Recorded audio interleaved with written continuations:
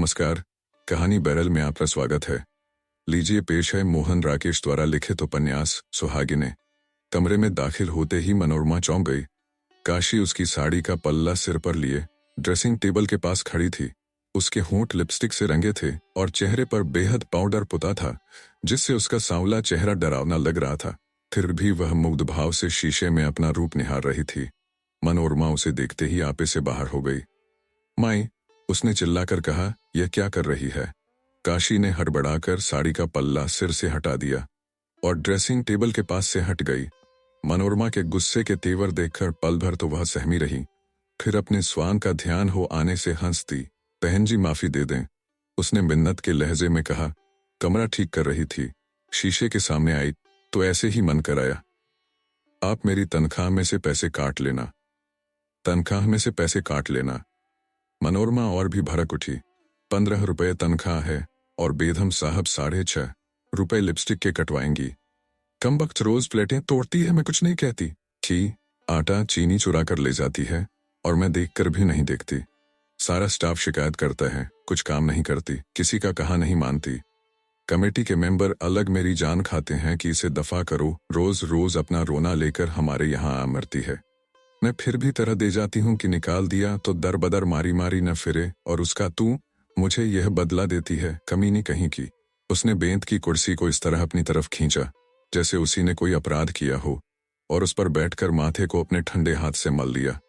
काशी चुपचाप रही। 40 की होने को आई मगर बांकपन की चाह अब भी बाकी है। मनोरमा फिर बड़बड़ाई, छिनाल कहीं की। सिर की झटक कर उसने आंखें मूंद लीं। दिभर की स्कूल की बगझक से दिमाग वैसे ही खाली हो रहा था। शरीर भी थका था। वह उस समय पब्लिक लाइब्रेरी से होकर मिलिट्री लाइंस का बड़ा राउंड लगाकर आई थी। निकली यह सोचकर थी कि घूमने से मन में कुछ ताजगी आएगी, मगर लौटते हुए मन पर अजब भारीपन छा गया था। क्वार्टर से आधी मील दूर भी जब सूरज डूब गया था, तब कुछ क्षणों के लिए उसे अपना आप हल्का हल्का सा लगा था। हवा, पेड़ों के हिलते पत्ते और अस्त व्यस्त बिखरे बादलों के टुकड़े, हर चीज में एक मादक स्पर्श का अनुभव हुआ था। सड़क पर फैली संध्या की फीकी चांदनी धीरे धीरे रंग पकड़ रही थी। वह साड़ी का पल्ला पीछे को कसकर कई कदम तेज तेज चल गई, मगर टंकी के मोड़ तक पहुंचते पहुंचते सारा उत्साह गायब हो गया। जब स्कूल के गेट के पास पहुंची तो अंदर पैर रखने को भी मन नहीं था, मगर उसने किसी तरह मन को बांधा और लोहे के गेट को हाथ से धकेल दिया। गर्ल्स हाई स्कूल की हेड मिस्ट्रेस रात को देर तक सड़कों पर अकेली कैसे घूम सकती थी? बुझे मन से क्वार्टर की सीढ़ियां चढ़ी तो ये माजरा सामने आ गया। उसने आंखें खोली तो काशी को उसी तरह खड़ी देखकर उसका गुस्सा और बढ़ गया, जैसे उसे आशा थी कि उसकी आंखें बंद करने और खोलने के बीच काशी सामने से हट जाएगी। अब खड़ी क्यों है? उसने डांट कर कहा, जा यहां से। काशी के चेहरे पर डांट का कोई खास असर दिखाई नहीं दिया। वह बल्कि पास आकर फर्श पर बैठ गई। बहन जी, हाथ जोड़ रही हूं, माफी दे दो। उसने मनोरमा के पैर पकड़ लिए। मनोरमा पैर हटाकर कुर्सी से उठ खड़ी हुई। तुझसे कह दिया है इस वक्त चली जा, मुझे तंग ना कर, कहकर वह खिड़की की तरफ चली गई। काशी भी उठकर खड़ी हो गई। चाय बना दूं? उसने कहा, घूम कर थक गई होंगी, तू जा, मुझे चाय वाय नहीं चाहिए, तो खाना ले आती हूँ। मनोरमा कुछ न कहकर मुंह दूसरी तरफ किए रही। बहन जी, मिन्नत कर रही हूँ, माफी दे दो। मनोरमा चुप रही। सिर्फ उसने सिर को हाथ से दबा लिया।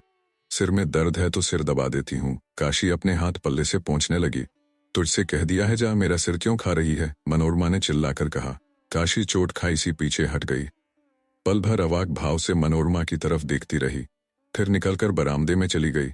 वहां से कुछ कहने के लिए मुड़ी, मगर बिना कहे चली गई। जब तक लकड़ी के जीने पर उसके पैरों की आवाज सुनाई देती रही, मनोरमा खिड़की के पास खड़ी रही।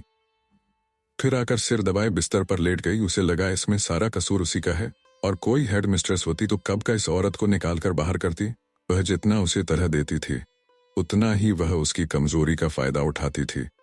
उसके बच्चों की भी वह कितनी शैतानियां बर्दाश्त करती थी। दिन भर उसके क्वार्टर की सीढ़ियों पर शोर मचाते रहते थे और स्कूल के कंपाउंड को गंदा करते रहते थे। उसने एक बार उन्हें गोलियां ला दी थीं। तब से उसे देखते ही उसकी साड़ी से चिपटकर गोलियां मारने लगते थे। उसने कितना चाहा था कि वे साफ रहना सीख जाएं। बड़ी लड़की कुंती की तो चड्ढियां भी उसने अपने हाथ से सीधी थीं, मगर उससे कोई फर्क नहीं पड़ा। वे उसी तरह गंदे रहते थे और उसी तरह गुलकपाड़ा मचाए रखते थे। पिछली बार इंस्पेक्शन के दिन उन्होंने कंपाउंड के फर्श पर कोयले से लकीरें खींचती थीं, जिससे दूसरी बार सारे कंपाउंड की सफाई करानी पड़ी थी। कई बार वे बाहर से आए अतिथियों के सामने जीभें निकाल देते थे। वही थी जो सब बर्दाश्त किए जाती थी। कुछ देर वह छत की तरफ देखती रही, फिर उठकर बरामदे में चली गई। लकड़ी के बरामदे में अपने ही पैरों की आवाज से शरीर में कंपकंपी भर गई। उसने मुंडे के खंभे पर हाथ रख लिया। अहाते में खुली चांदनी फैली थी। ईंटों के फर्श पर सीमेंट की लकीरें एक इंद्रजाल सी लगती थीं। स्कूल के बरामदे में पड़े डेस्क, स्टूल और ब्लैकबोर्ड ऐसे लग रहे थे जैसे डरावनी सूरतों वाले भूत प्रेत अपने द्वार के अंदर से बाहर झांक रहे हों। देवदार का घना जंगल जैसे ठंडी चांदनी के स्पर्श से सिहर रहा था, वैसे बिल्कुल सन्नाटा था। काशी के क्वार्टर में इस वक्त इतनी खामोशी कभी नहीं होती थी। आमतौर पर 9-10 बजे तक उसके बच्चे चीखते चिल्लाते रहते थे। उस समय लग रहा था जैसे उस क्वार्टर में कोई रहता ही ना हो। रोशनदान में गत्ते लगे रहने से यह भी पता नहीं चल रहा था कि अंदर लालटेन जल रही है या नहीं। मनोरमा ने खंभे को और भी अच्छी तरह थाम लिया, जैसे पास में उसका वही एक आत्मीय हो जिसे वह अपने प्रति सचेत रखना चाहती हो। देवदारों के झुरमुटों में से गुजरती हवा की आवाज पास आई और दूर चली गई। कुंती, मनोरमा ने आवाज दी। उसकी आवाज को भी हवा दूर, बहुत दूर ले गई। जंगल की सरसराहट फिर एक बार बहुत पास चली आई। काशी के क्वार्टर का दरवाजा खुला और कुंती अपने में सिमटती सी बाहर निकली। मनोरमा ने सिर के इशारे से उसे ऊपर आने को कहा। कुंती ने एक बार अपने क्वार्टर की तरफ देखा और भी सिमटती हुई ऊपर चली आई। तेरी माँ क्या कर रही है? मनोरमा ने कोशिश की कि उसकी आवाज रुकी। कुछ भी नहीं, कुंती ने सिर हिलाकर कहा। कुछ तो कर रही होगी। रो रही है? क्यों रही है? कुंती चुप रही। मनोरमा भी चुप रहकर नीचे देखने लगी। तुम लोगों ने रोटी नहीं खाई? पल भर रुककर उसने पूछा। रात की बस से बापू को आना है, माँ कहती थी। सब लोग उसके आने पर ही रोटी खाएंगे। मनोरमा के सामने जैसे सब कुछ स्पष्ट हो गया। 3 साल के बाद अयोध्या आ रहा है, यह बात काशी उसे बता चुकी थी। तभी आज आईने के सामने जाने पर उसके मन में पाउडर और लिपस्टिक लगाने की इच्छा जाग आई थी। उसके बच्चे भी शायद इसलिए आज इतने खामोश थे। उनका बापू आ रहा था। बापू जिसे उन्होंने 3 साल से देखा नहीं था और जिसे शायद वे पहचानते भी नहीं थे, या शायद पहचानते थे, एक मोटी सख्त आवाज और तमाचे जड़ने वाले हाथों के रूप में। जा और अपनी माँ को ऊपर भेज दे। उसने कुंती का कंधा थपथपा दिया। कहना मैं बुला रही हूँ। कुंती बाहें और कंधे सिकोड़े नीचे चली गई। थोड़ी देर में काशी ऊपर आ गई। उसकी आंखें लाल थीं और वह बार बार पल्ले से अपनी नाक पोंछ रही थी। मैंने जरा सी बात कह दी और तू रोने लगी, मनोरमा ने उसे देखते ही कहा। बहन जी, नौकर मालिक का रिश्ता ही ऐसा है। गलत काम करने पर जरा भी कुछ कह दो तो तू रोने लगती है। मनोरमा जैसे किसी टूटी हुई चीज को जोड़ने लगी। जा अंदर गुसल खाने से हाथ मुंह धोआ। मगर काशी नाक और आंखें पोंछती हुई वहीं खड़ी रही। मनोरमा एक हाथ से दूसरे हाथ की उंगलियां मसलने लगी। अयोध्या आ जा रहा है? उसने पूछा। काशी ने सिर हिला दिया। कुछ दिन रहेगा या जल्दी चला जाएगा? चिट्ठी में तो यही लिखा है कि ठेका उठाकर चला जाएगा। मनोरमा जानती थी कि अयोध्या की खानदानी जमीन पर सेब के कुछ पेड़ हैं जिनका हर साल ठेका उठता है। पिछले साल काशी ने 125 में ठेका दिया था और उससे पिछले साल 150 में। पिछले साल अयोध्या ने उसे बहुत सख्त चिट्ठी लिखी थी। उसका ख्याल था कि काशी ठेकेदारों से कुछ पैसे अलग से लेकर अपने पास रख लेती है, इसलिए इस बार काशी ने उसे लिख दिया था कि ठेका उठाने के लिए वह आप ही वहां आए। वह रुपए पैसे के मामले में किसी की बात सुनना नहीं चाहती। 5 साल हुए अयोध्या ने उसे छोड़कर दूसरी औरत कर ली थी और उसे लेकर पठानकोट में रहता था। वहीं उसने एक छोटी सी परचून की दुकान डाल रखी थी। काशी को वह खर्च के लिए एक पैसा भी नहीं भेजता था, सिर्फ ठेका उठाने के लिए ही पठानकोट से आ रहा है। मनोरमा ने ऐसे कहा जैसे सोच कुछ और ही रही हो। आधे पैसे तो उसके आने जाने में निकल जाएंगे। मैंने सोचा इस बहाने एक बार यहाँ हो जाएगा और बच्चों से मिल जाएगा। काशी की आवाज फिर कुछ भीग गई। फिर उसकी तसल्ली भी हो जाएगी कि आजकल इन सेवों का 150 कोई नहीं देता। अजीब आदमी है। मनोरमा हमदर्दी के स्वर में बोली। अगर सचमुच तू कुछ पैसे रख भी ले तो क्या है, आखिर तू उसी के बच्चों को तो पाल रही है। चाहिए तो यह कि हर महीने वह तुझे कुछ पैसे भेजा करे। उसकी जगह वह इस तरह की बातें करता है। बहन जी, मर्द के सामने किसी का बस चलता है? काशी की आवाज और भीग गई। तो तू क्यों उससे नहीं कहती कि? कहते कहते मनोरमा ने अपने को रोक लिया। उसे याद आया कि कुछ दिन हुए एक बार सुशील की चिट्ठी आने पर काशी उससे इसी तरह की बातें पूछती रही थी जो उसे अच्छी नहीं लगी थी।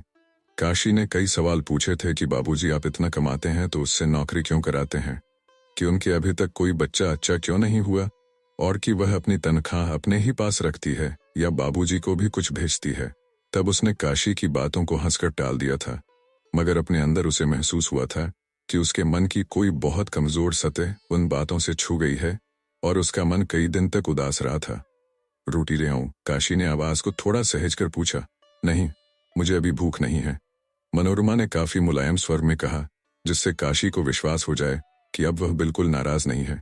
जब भूख लगेगी मैं खुद निकाल कर खा लूंगी। तू जाकर अपने यहाँ का काम पूरा कर ले, अयोध्या अब आने वाला ही होगा। आखिरी बस 9 बजे पहुंच जाती है। काशी चली गई तो भी मनोरमा खंभे का सहारा लिए काफी देर खड़ी रही। हवा तेज हो गई थी। उसे अपने मन में बेचैनी महसूस होने लगी। उसे वे दिन याद आए जब ब्याह के बाद वह और सुशील साथ साथ पहाड़ों पर घूमा करते थे। उन दिनों लगता था कि उस रोमांच के सामने दुनिया की हर चीज हेच है। सुशील उसका हाथ भी छू लेता तो शरीर में एक ज्वार उठाता था और रोया रोया उस ज्वार में बह चलता था। देवदार के जंगल की सारी सरसराहट जैसे शरीर में भर जाती थी। अपने को उसके शरीर में खो देने के बाद जब सुशील उससे दूर हटने लगता तो यह उसे और भी पास कर लेना चाहती थी। वह कल्पना में अपने को एक छोटे से बच्चे को अपने में लिए हुए देखती और पुलकित हो उठती। उसे आश्चर्य होता कि क्या सचमुच एक हिलती डुलती काया उसके शरीर के अंदर से जन्म ले सकती है। कितनी बार वह सुशील से कहती थी कि वह आश्चर्य को अपने अंदर अनुभव करके देखना चाहती है, मगर सुशील इसके हक में नहीं था। वह नहीं चाहता था कि अभी कुछ साल वे एक बच्चे को घर में आने दें। उससे एक तो उसका फिगर खराब होने का डर था, फिर उसकी नौकरी का भी सवाल था। सुशील नहीं चाहता था कि वह नौकरी छोड़कर बस घर गृहस्थी के लायक ही हो रहे। साल 6 महीने में सुशील को अपनी बहन उम्मी का ब्याह करना था।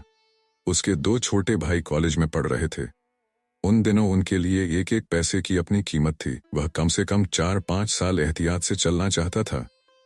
हजार चाहने पर भी वह सुशील के सामने हट नहीं कर सकी थी। मगर जब भी सुशील के हाथ उसके शरीर को सहला रहे होते तो एक अज्ञात शिशु उसकी बाहों में आने के लिए मचलने लगता। वह जैसे उसकी किलकारियां सुनती और उसके कोमल शरीर के स्पर्श का अनुभव करती। ऐसे क्षणों में कई बार सुशील का चेहरा उसके लिए बच्चे का चेहरा बन जाता और वह उसे अच्छी तरह अपने साथ सटा लेती। उसका मन होता कि उसे थपथपाए और लोरियां दे। सुशील की चिट्ठी आए इस बार बहुत दिन हो गए थे। उसने उसे लिखा भी था कि वह जल्दी जवाब दिया करे, क्योंकि उसकी चिट्ठी न आने से अपना अकेलापन उसके लिए असह्य हो जाता है। कई दिनों से वह सोच रही थी कि सुशील को दूसरी चिट्ठी लिखे, मगर स्वाभिमान उसे इससे रोकता था। क्या सुशील को इतनी फुर्सत भी नहीं थी कि उसे कुछ पंक्तियां ही लिखते? हवा का तेज झोंका आया। देवदारों की सरसराहट कई कई घाटियां पार करती दूर के आकाश में जाकर खो गई। सामने की पहाड़ी के साथ साथ रोशनी के 2 दायरे रेंगते आ रहे थे। शायद पठानकोट से आखिरी बस आ रही थी। चांदनी में गेट की मोटी सलाखें चमक रही थीं। हवा धक्के दे देकर जैसे गेट का ताला तोड़ देना चाहती थी। मनोरमा ने एक लंबी सांस ली और अंदर को चल दी। वह अपने को उस समय रोज से कहीं ज्यादा अकेली महसूस कर रही थी। अगली शाम मनोरमा घूमकर लौटी तो कंपाउंड में दाखिल होते ही ठिठक गई। काशी के क्वार्टर से बहुत शोर सुनाई दे रहा था। अयोध्या जोर से गाली बकता हुआ काशी को पीट रहा था। काशी गला फाड़ फाड़ कर रो रही थी। मनोरमा गुस्से से भन्ना उठी। कमेटी के नियम के मुताबिक किसी मर्द को स्कूल की 4 दीवारी में रात को ठहरने की इजाजत नहीं थी। उसने खास रियायत करके उसे वहां ठहरने की इजाजत दी थी, और वह आदमी था कि वहां रहकर इस तरह की हरकत कर रहा था। मनोरमा का ध्यान काशी को पड़ती मार की तरफ नहीं गया, इसी तरफ गया कि जो कुछ हो रहा है उसमें स्कूल की बदनामी है, और स्कूल की बदनामी का मतलब है हेड मिस्ट्रेस की बदनामी। वह तेजी से क्वार्टर की सीढ़ियां चढ़ गई। खट फट फट उसके सैंडल लकड़ी के जीने पर आवाज कर उठे। उसे समझ नहीं आ रहा था कि वह क्या करे। काशी को बुलाकर कहे कि अयोध्या को फौरन वहां से भेज दे, या अयोध्या को ही बुलाकर डांटे और कहे कि वह सुबह होने तक वहां से चला जाए। बरामदे में पैर रखते ही उसने देखा कि कुंती एक कोने में सहमी सी बैठी है और डरी हुई आंखों से नीचे की तरफ देख रही है, जैसे उनकी मां को पड़ती मार की चोट उसे भी लग रही हो। मनोरमा सोच नहीं सकी कि वह लड़की उस वक्त उसके क्वार्टर में क्यों बैठी है। क्या बात है? उसने अपना गुस्सा दबाकर पूछा। मां ने कहा था आपको रोटी खिला दूं। कुंती उसकी तरफ इस तरह डरी डरी आंखों से देखने लगी, जैसे उसे आशंका हो कि बहन जी अभी उसे बांह से पकड़ लेंगी और पीटने लगेंगी। तुम मुझे रोटी खिलाएगी? कुंती ने उसी डरे हुए भाव से सिर हिला दिया। तुम्हारे क्वार्टर में यह क्या हो रहा है? मनोरमा ने ऐसे पूछा जैसे जो हो रहा था उसके लिए कुंती भी कुछ हद तक उत्तरदायी हो। कुंती के होंठ फड़कने लगे और 2 बूंदें आंखों से नीचे बह आईं। वह किस बात के लिए तेरी माँ को पीट रहा है? मनोरमा ने फिर पूछा। कुंती ने कमीज से आंखें पोंछीं और अपनी रुलाई दबाए हुए बोली, उसने माँ के ट्रंक से सारे पैसे निकाल लिए हैं। माँ ने उसका हाथ रोका तो उसे पीटने लगा। इस आदमी का दिमाग खराब है। मनोरमा गुस्से से भड़क उठी। अभी यहां से निकाल कर बाहर करूंगी तो इसके होश दुरुस्त हो जाएंगे। कुंती कुछ देर सुबकती रही, फिर बोली, कहता है माँ ने ठेकेदारों से अलग से पैसे ले लेकर अपने पास जमा किए हैं। इस बार उसने 200 में ठेका दिया है। माँ के पास अपने 60-70 रुपए थे, वे सब उसने ले लिए हैं। कुंती के भाव में कुछ ऐसी दयनीयता थी कि मनोरमा ने उसके मैले कपड़ों की चिंता किए बिना उसे अपने से सटा लिया। रोती क्यों है? उसने उसकी पीठ सहलाते हुए कहा। मैं अभी उससे तेरी माँ के रुपए ले दूंगी, तू चल अंदर। रसोई घर में जाकर मनोरमा ने खुद कुंती का मुंह धो दिया और मूढ़ा लेकर बैठ गई। कुंती ने प्लेट में रोटी दे दी तो वह चुपचाप खाने लगी। वही खाना काशी ने बनाया होता तो वह गुस्से से चिल्ला उठती। सब चपातियों की सूरतें अलग अलग थीं और वे आधी कच्ची और आधी जली हुई थीं। दाल के दाने पानी से अलग थे, मगर उस वक्त वह मशीनी ढंग से रोटी के कौर तोड़ती और दाल में भिगोकर निगलती रही, उसी तरह जैसे रोज दफ्तर में बैठकर कागजों पर दस्तखत करती थीं या अध्यापिकाओं की शिकायतें सुनकर उन्हें जवाब देती थी। कुंती ने बिना पूछे एक और रोटी उसकी प्लेट में डाल दी तो वह थोड़ा चौंक गई। नहीं, और नहीं चाहिए, कहते हुए उसने इस तरह हाथ बढ़ा दिया जैसे रोटी अभी प्लेट में पहुंची ना हो।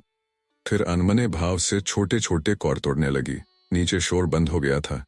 कुछ देर बाद गेट के खुलने और बंद होने की आवाज सुनाई दी। उसने सोचा कि अयोध्या कहीं बाहर जा रहा है। कुंती रोटी वाला डिब्बा बंद कर रही थी। वह उससे बोली, नीचे जाकर अपनी माँ से कह देना कि गेट को वक्त से ताला लगा दे, रात भर गेट खुला न रहे। कुंती चुपचाप सिर हिलाकर काम करती रही और कहना कि थोड़ी देर में ऊपर हो जाए। उसका स्वर फिर रूखा हो गया था। कुंती ने एक बार इस तरह उसकी तरफ देखा जैसे वह उसकी किताब का एक मुश्किल सबक हो जो बहुत कोशिश करने पर भी समझ में ना आता हो। फिर सिर हिलाकर काम में लग गई। रात को काफी देर तक काशी मनोरमा के पास बैठी रही। उसे इस बात की उतनी शिकायत नहीं थी कि अयोध्या ने उसके ट्रंक से उसके रुपए निकाल लिए, जितनी इस बात की थी कि अयोध्या 3 साल बाद आया भी तो बच्चों के लिए कुछ लेकर नहीं आया। वह उसे बताती रही कि उसकी सौत ने किसी संत से वशीकरण ले रखा है। तभी अयोध्या उसकी कोई बात नहीं टालता। वह जिस ज्योतिषी से पूछने गई थी उसने उसे बताया था कि अभी 7 साल तक वह वशीकरण नहीं टूट सकता, मगर उसने यह भी कहा था कि एक दिन ऐसा जरूर आएगा जब उसकी सौत के बच्चे उसके बच्चों का जूठा खाएंगे और उनके उतरे हुए कपड़े पहनेंगे। वह उसी दिन की आस पर जी रही थी। मनोरमा उसकी बातें सुनती हुई भी नहीं सुन रही थी।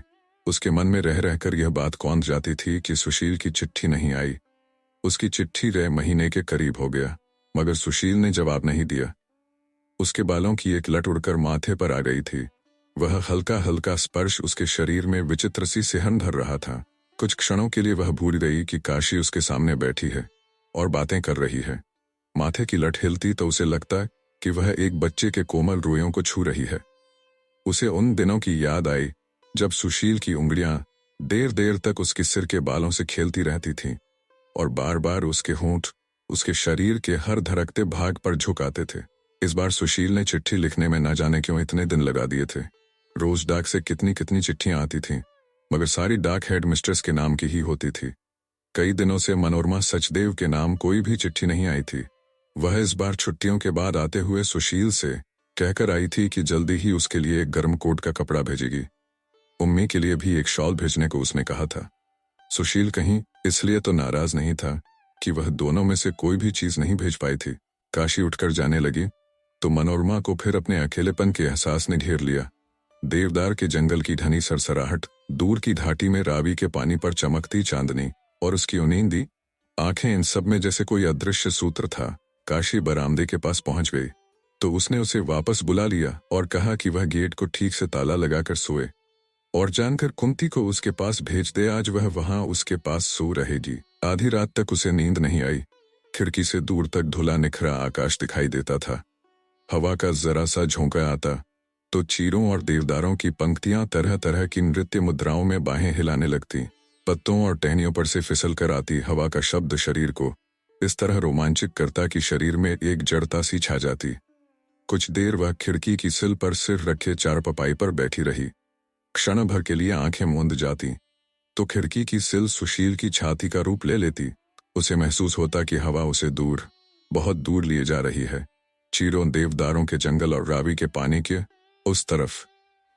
जब वह खिड़की के पास से हटकर चारपाई पर लेटी तो रोशनदान से छन कर आती चांदनी का एक चौकोर टुकड़ा साथ की चारपाई पर सोई कुंती के चेहरे पर पड़ रहा था। मनोरमा चौंक गई। कुंती पहले कभी उसे उतनी सुंदर नहीं लगी थी। उसके पतले पतले होंठ आम की लाल लाल नन्ही पत्तियों की तरह खुले थे। उसे और पास से देखने के लिए वह कुहनियों के बल उसकी चारपाई पर झुक गई। फिर सहसा उसने उसे चूम लिया। कुंती सोई सोई एक बार सिहर गई। मनोरमा तकिए पर सिर रखे देर तक छत की तरफ देखती रही। जब हल्की हल्की नींद आंखों पर छाने लगी तो वह गेट के खुलने और बंद होने की आवाज से चौंक गई। कुछ ही देर में काशी के क्वार्टर से फिर अयोध्या के बड़बड़ाने की आवाज सुनाई देने लगी। वह उस समय शराब पिए हुए था। मनोरमा के शरीर में फिर एक गुस्से की झुरझुरी उठी। उसने अच्छी तरह अपने को कंबलों में लपेटकर उस आवाज को भुला देने का प्रयत्न किया, मगर नींद आ जाने पर भी वह आवाज उसके कानों में गूंजती रही। 2 दिन बाद अयोध्या चला गया तो मनोरमा ने आराम की सांस ली। उसे रह रहकर लगता था कि किसी भी क्षण वह अपने पर काबू खो देगी और चपरासी से धक्के दिलाकर उस आदमी को स्कूल के कंपाउंड से निकलवा देगी। वह आदमी शक्ल से ही कमीना नजर आता था। उसके बड़े बड़े मैले दांत, काले होंठ और खूंखार जानवर जैसी चुभती आंखें देखकर लगता था कि उस आदमी को ऐसी शक्ल के लिए ही उम्र कैद की सजा होनी चाहिए। उसके चले जाने के बाद उसका मन काफी हल्का हो गया। दफ्तर के कुछ काम जो वह कई दिनों से टाल रही थी उसने उसी दिन बैठकर पूरे कर दिए। उस दिन शाम की डाक से उसे सुशील की चिट्ठी भी मिल गई। उसने चिट्ठी दफ्तर में नहीं खोली, स्टेनो से और चिट्ठियों का डिक्टेशन अगले दिन लेने के लिए कहकर क्वार्टर में चली आई। चारपाई पर बैठकर उसने पेपर नाइफ से धीरे धीरे लिफाफा खोला, जैसे उसे चोट न पहुंचाना चाहती हो। चिट्ठी दफ्तर के कागज पर बहुत जल्दी जल्दी लिखी गई थी। मनोरमा को अच्छा नहीं लगा, मगर फिर भी उसने एक एक पंक्ति उत्सुकता के साथ पढ़ी। सुशील ने लिखा था कि जल्दी ही एक जगह उम्मी की सगाई तय हो रही है। लड़का अच्छी नौकरी पर है, सभी ने यह रिश्ता पसंद किया है। हो सके तो वह उम्मी की शॉल जल्दी भेज दे। अब उम्मी के ब्याह के लिए भी उन लोगों को कुछ पैसे बचाकर रखने चाहिए। अंत में उसने उसे अपनी सेहत का ध्यान रखने को लिखा था। मधुर आलिंगन तथा अनेकानेक चुंबनों के साथ चिट्ठी समाप्त हुई थी। मनोरमा काफी देर चिट्ठी हाथ में लिए बैठी रही। उसे पढ़कर मधुर आलिंगन और अनेकानेक चुंबनों का कुछ भी स्पर्श महसूस नहीं हुआ था। ऐसे लगा था जैसे वह एक चश्मे से पानी पीने के लिए झुकी हो और उसके होंठ गीले रेत से छूकर रह गए हों। चिट्ठी उसने ड्रार में डाल दी और दफ्तर में लौट गई। रात को खाना खाने के बाद वह चिट्ठी का जवाब लिखने बैठी, मगर कलम हाथ में लेते ही दिमाग जैसे बिल्कुल खाली हो गया। उसे लगा कि उसके पास लिखने के लिए कुछ भी नहीं है। पहली पंक्ति लिखकर वह देर तक कागज को नाखून से कुरेदती रही। आखिर बहुत सोचकर उसने कुछ पंक्तियां लिखी। पढ़ने पर उसे लगा कि वह चिट्ठी उन चिट्ठियों से खास अलग नहीं जो वह दफ्तर में बैठकर क्लर्क को डिक्टेट कराया करती है। चिट्ठी में बात इतनी ही थी कि उसे इस बात का अफसोस है कि वह शॉल और कोट का थपड़ा अभी नहीं भेज पाई। जल्दी ही वह ये दोनों चीजें भेज देगी। और अंत में उसकी तरफ से भी मधुर आलिंगन और अनेकानेक चुंबन। रात को वह देर तक सोचती रही कि कौन कौन सा खर्च कम करके वह 40-50 रुपया महीना और बचा सकती है। दूध पीना बंद कर दे, कपड़े खुद धोया करे, काशी से काम छुड़ाकर रोटी खुद बनाया करे। ज्यादा खर्च तो काशी की वजह से ही होता था। वह चीजें मांगकर भी ले जाती थी और चुरा कर भी, मगर उसने पहले भी आजमा कर देखा था कि वह स्कूल का काम करती हुई साथ अपनी रोटी नहीं बना सकती। ऐसे मौकों पर या तो वह दूध डबल रोटी खाकर रह जाती थी या कुछ भी छौंक भूनकर पेट भर लेती थी। अगले दिन से उसने खाने पीने में कई तरह की कटौतियां कर दी। काशी से कह दिया कि दूध वह सिर्फ चाय के लिए ही लिया करे और दाल सब्जी में घी बहुत कम इस्तेमाल किया करे। बिस्कुट और फल भी उसने बंद कर दिए। कुछ दिन तो बचत के उत्साह में निकल गए, मगर फिर उसे अपने स्वास्थ्य पर इन कटौतियों का असर दिखाई देने लगा। 2 बार क्लास में पढ़ाते हुए उसे चक्कर आ गया, मगर उसने अपना हठ नहीं छोड़ा। उस महीने की तनख्वाह मिलने पर उसने शॉल के लिए 40 रुपए अलग निकाल कर रख दिए। रुपए रखते समय उसके चेहरे का भाव ऐसा था जैसे सुशील उसके सामने खड़ा हो और वह उसे चिढ़ाना चाहती हो कि देख लो, इस तरह की बचत से शॉल और कोट के कपड़े खरीदे जाते हैं। उसके स्वभाव में वैसे भी कुछ चिड़चिड़ापन आ गया था। वह बात बेबात हर एक पर झल्ला उठती थी। एक दिन स्कूल जाने से पहले वह आईने के सामने खड़ी हुई तो कुछ चौंक गई। उसे लगा कि उसके चेहरे का रंग काफी पीला पड़ गया है। उस दिन दफ्तर में बैठे हुए उसके सिर में सख्त दर्द हो आया और वह 12 बजे से पहले ही उठकर क्वार्टर में आ गई। बरामदे में पहुंचकर उसने देखा कि काशी उसके पैरों की आवाज सुनते ही जल्दी से अलमारी बंद करके चूल्हे की तरफ गई है। उसने रसोई घर में जाकर अलमारी खोल दी। घी का डिब्बा खुला पड़ा था और उसमें उंगलियों के निशान बने थे। मनोरमा ने काशी की तरफ देखा। उसके मुंह पर कच्चे घी की कनियां लगी थीं और वह ओट करके अपनी उंगलियां दोपट्टे से पोंछ रही थी। मनोरमा एकदम आपे से बाहर हो गई। पास जाकर उसने उसे चोटी से पकड़ लिया। चोटी, उसने चिल्लाकर कहा, मैं इसीलिए सूखी सब्जी खाती हूं कि तो कच्चा घी हजम किया करे। शर्म नहीं आती कमजात। जा अभी निकल जा यहां से, मैं आज से तेरी सूरत भी नहीं देखना चाहती।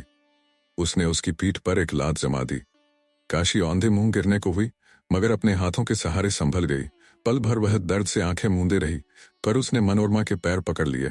मुंह से उससे कुछ नहीं कहा गया। मैं तुझे 24 घंटे का नोटिस दे रही हूं, मनोरमा ने पैर छुड़ाते हुए कहा। कल इस वक्त तक स्कूल का क्वार्टर खाली हो जाना चाहिए। सुबह ही क्लर्क तेरा हिसाब कर देगा। उसके बाद तूने इस कंपाउंड में कदम भी रखा तो। और वह हटकर वहां से आने लगी। काशी ने बढ़कर फिर उसके पैर पकड़ लिए। बहन जी, पैर छू रही हूं, माफी दे दो, उसने मुश्किल से कहा। मनोरमा ने फिर भी पैर झटके से छुड़ा लिए। उसका एक पैर पीछे पड़ी चायदानी को जा लगा। चायदानी टूट गई। बिखरते हुए टुकड़ों की आवाज ने क्षण भर के लिए दोनों को स्तब्ध कर दिया। फिर मनोरमा ने अपना निचला होंठ काटा और दनदनाती हुई वहां से निकल गई। कमरे में आकर उसके माथे पर बाम लगाया और सिर मुंह लपेट कर लेट गई। शाम की डाक से फिर सुशील की चिट्ठी मिली। उसमें वही सब बातें थीं। उम्मी की सगाई हो गई थी। पिछले इतवार वे लोग उस लड़के के साथ पिकनिक पर गए थे। उम्मी ने एक कोने में कुछ पंक्तियां लिखकर खुद अपनी शॉल के लिए अनुरोध किया था।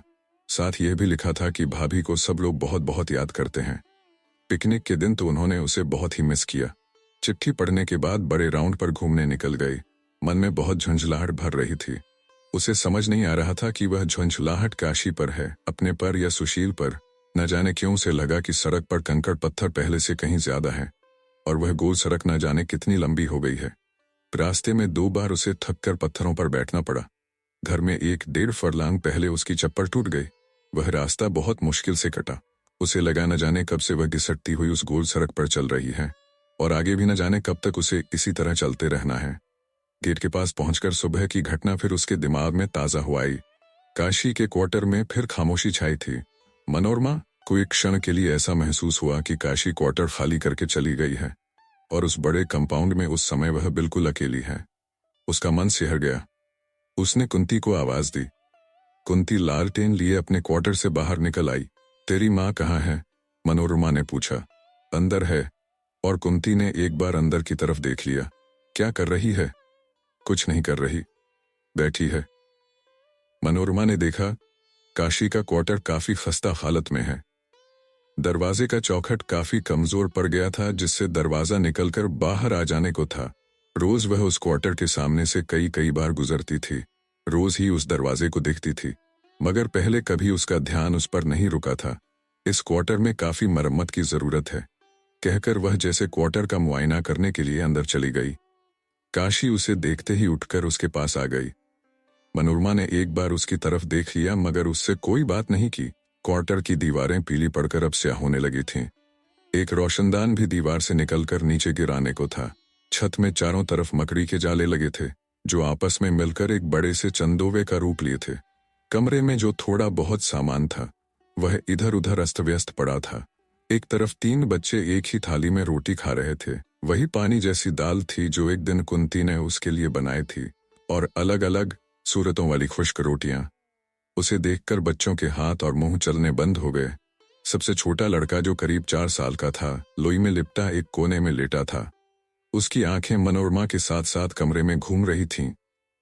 परसू को क्या हुआ है? बीमार है? मनोरमा ने बिना काशी की तरफ देखे जैसे दीवार से पूछा और बच्चे के पास चली गई। परसू अपने पैर के अंगूठे की सीध में देखने लगा। इसे सूखा हो गया है, काशी ने धीरे से कहा। मनोरमा ने बच्चे के गालों को सहलाया और उसके सिर पर हाथ फेर दिया। डॉक्टर को दिखाया है? उसने पूछा। दिखाया था, काशी ने कहा। उसने 10 टीके बताए हैं। 2-2 रुपए का एक टीका आता है। बोलते बोलते उसका गला भर आया। लगवाए नहीं? अब मनोरमा ने उसकी तरफ देखा। कैसे लगवाती? काशी की आंखें जमीन की तरफ झुक गईं। जितने रुपए थे वे सब तो वह निकाल कर ले गया था। मैं इसे कांसे की कटोरी मलती हूँ, कहते हैं, उससे ठीक हो जाता है। बच्चा बिटर बिटर उन दोनों की तरफ देख रहा था। मनोरमा ने एक बार फिर उसके गाल को सहला दिया और बाहर चल दी। कुंती दहलीज के पास खड़ी थी। वह रास्ता छोड़कर हट गई। इस क्वार्टर में अभी सफेदी होनी चाहिए, मनोरमा ने चलते चलते कहा। यहाँ की हवा में तो अच्छा भला आदमी बीमार हो सकता है। काशी के क्वार्टर से निकलकर वह धीरे धीरे अपने क्वार्टर का जीना चढ़ी। ठक ठक की आवाज, अकेला बरामदा, कमरे में जो चीजें वह बिखरी छोड़ गई थी वे अब करीने से रखी थीं। तीज की मेज पर रोटी की ट्रे ढंक कर रख दी गई थी। केतली में पानी भरकर स्टोव पर रख दिया गया था। कोट उतारकर शॉल ओढ़ते हुए उसने बरामदे में पैरों की आवाज सुनी। काशी चुपचाप आकर दरवाजे के पास खड़ी हो गई। क्या बात है? मनोरमा ने रूखी आवाज में पूछा। रोटी खिलाने आई हूं, काशी ने धीमी ठहरी हुई आवाज में कहा। चाय का पानी भी तैयार है। कहें तो पहले चाय बना दूं? मनोरमा ने एक बार उसकी तरफ देखा और आंखें हटा लीं। काशी ने कमरे में आकर प्लग का बटन दबा दिया। पानी आवाज करने लगा। मनोरमा एक किताब लेकर बैठ गई। थोड़ी देर में काशी चाय का प्याला बनाकर उसके पास ले आई। मनोरमा ने किताब बंद कर दी और हाथ बढ़ाकर प्याली ले ली। काशी के होठों पर सूखी सी मुस्कुराहट आ गई।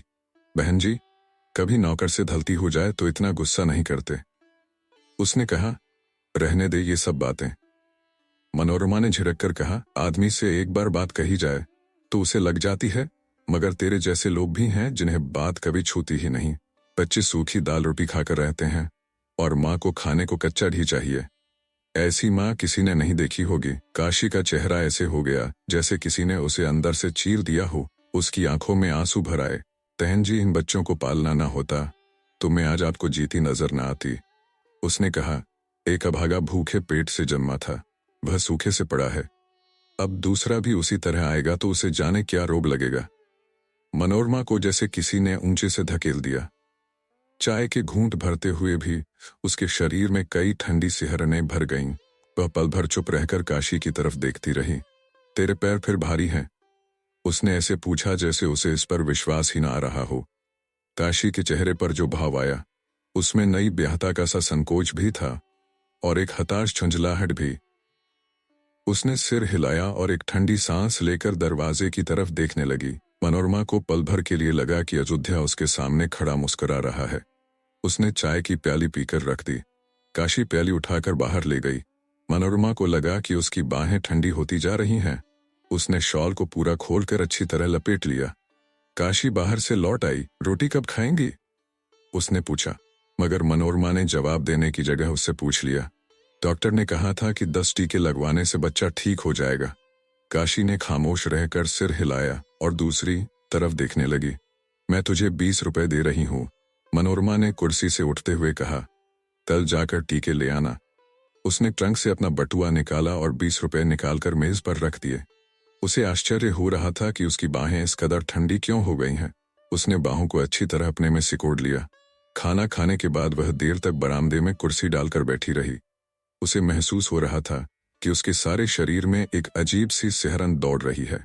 वह ठीक से नहीं समझ पा रही थी कि वह सिहरन क्या है और क्यों शरीर के हर रोम में उसका अनुभव हो रहा है, जैसे उस सिहरन का संबंध किसी बाहरी चीज से न होकर उसके अपने आप से ही था, जैसे उसी की वजह से उसे अपना आप बिल्कुल खाली लग रहा था। हवा बहुत तेज थी और देवदार का जंगल जैसे सिर धुमता हुआ कराह रहा था। हुआ हुआ हुआ हुआ हवा के झोंके उमड़ती लहरों की तरह शरीर को घेर लेते थे और शरीर उनमें बेबस सा हो जाता था। उसने शाल को कसकर बाहों पर लपेट लिया। लोहे का गेट हवा के धक्के खाता हुआ आवाज कर रहा था। पल भर के लिए उसकी आंखें मुंद गईं, तो उसे लगा कि अयोध्या अपने स्याह होंठ खोले उसके सामने खड़ा मुस्कुरा रहा है और लोहे का गेट चीरता हुआ धीरे धीरे खुल रहा है।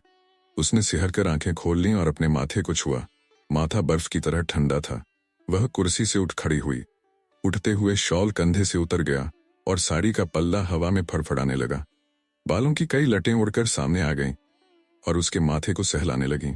कुंती, उसने कमजोर स्वर में आवाज दी। आवाज हवा के समंदर में कागज की नाव की तरह डूब गई। कुंती, उसने फिर आवाज दी। इस बार काशी अपने क्वार्टर से बाहर निकल आई। कुंती, जाग रही हो तो उसे मेरे पास भेज दे, आज वह यहीं सो रहेगी। कहते हुए मनोरमा को महसूस हुआ कि वह किस हद तक काशी और उसके बच्चों पर निर्भर करती है और उन लोगों का पास होना उसके लिए कितना जरूरी है। कुंती सो गई है मगर मैं अभी उसे जगाकर भेज देती हूँ, कहकर काशी अपने क्वार्टर में जाने लगी। सो गई है तो रहने दे, जगाकर भेजने की जरूरत नहीं।